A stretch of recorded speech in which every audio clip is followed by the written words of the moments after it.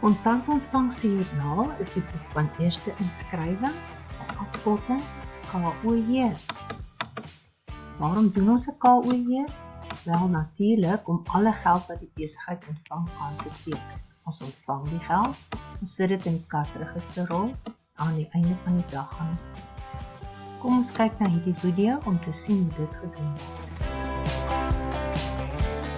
Dit is natuurlik gedoen by FNB, maar by al die banke is dit nog nie dieselfde. Hy deponeer geld in iemand anders se rekening, daarom gebruik hy kaartbesitters. Sleutel die nommer in, druk gaan voort, plaas die geld aan die ATM, druk weer gaan voort, en dan is jou geld.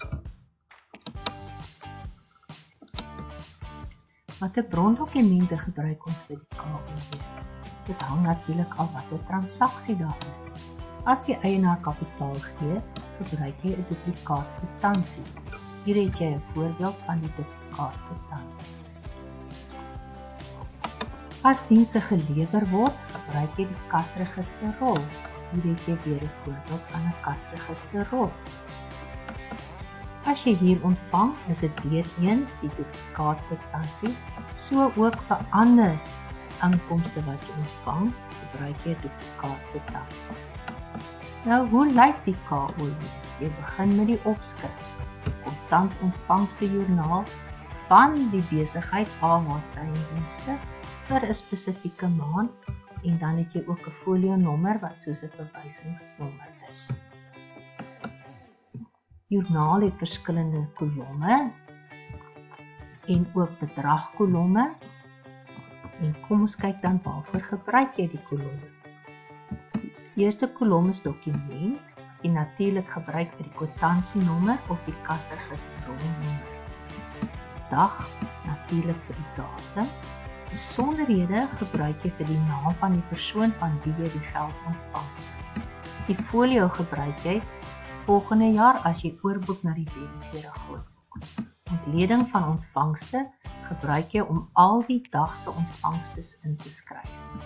Die bankkolom tel jy dan die dagse ontvangstes op en skryf die totaal in die bank. Nou moet jy die bedrag ontleed waarvoor het jy die geld ontvang.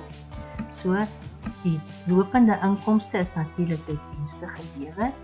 Al die ander rekeninge skryf jy in diverse rekeninge. As jy dit voorboek in die grootboek, gebruik jy die folio kolom. So die diverse gebruik as jy dit nie in 'n ander kolom kan skryf nie. En dan in besonderhede van diverse skryf jy die naam van die rekening.